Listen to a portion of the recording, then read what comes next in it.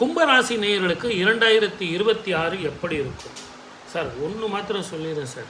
இது வரைக்கும் இருந்து வந்த கொடுமையான காலம் கொஞ்சம் பிரச்சனை போகும். ஏன்னா குடும்ப வாக்கு தனஸ்தானத்தில் 2ஆம் இடத்துல உள்ள சனீஸ்வரர் வக்ர நிவர்த்தி, ஜென்மத்தில் உள்ள ராகு உங்களுக்கு 12ஆம் இடம். இந்த விரயம் சுப விரயம்.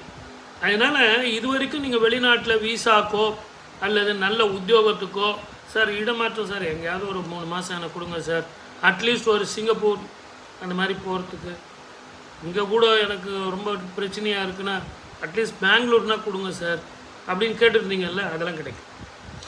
இதை எல்லாத்த விட குடும்பத்தில் கொஞ்சம் முடிஞ்ச வரைக்கும் ஆர்குமெண்ட் பண்ணாது, விட்டு கொடுத்து போங்க.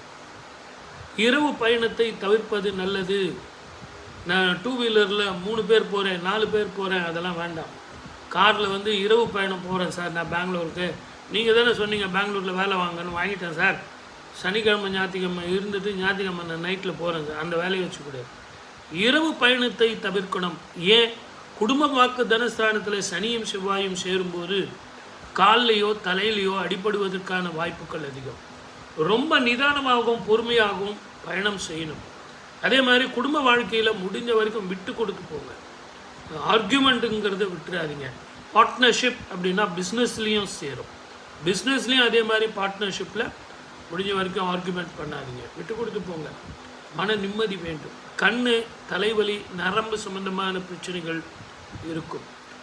ரொம்ப அகலக்கால் வச்சு நான் ஏதாவது ஒரு ஷேர் பிஸ்னஸில் பண்ணி ஏதாவது ஒன்று வாங்கி ஒரு சின்ன சீப்பாக இருக்கிற ஷேர் வாங்கி மல்டிப்ளை பண்ண முடியுமா அப்படின்னா முடியாது.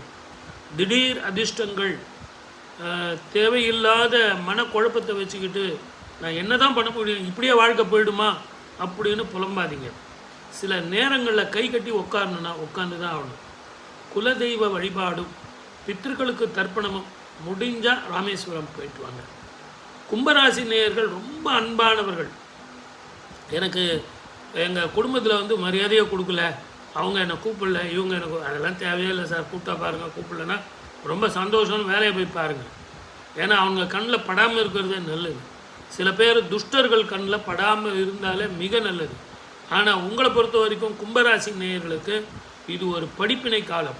நீங்கள் தேவையில்லாத பிரச்சனையை வச்சுக்கிட்டிங்கன்னா உங்கள் வாழ்க்கையிலே இது கரும்பு ஒரு புள்ளி குத்துற மாதிரி ஆகிடும்.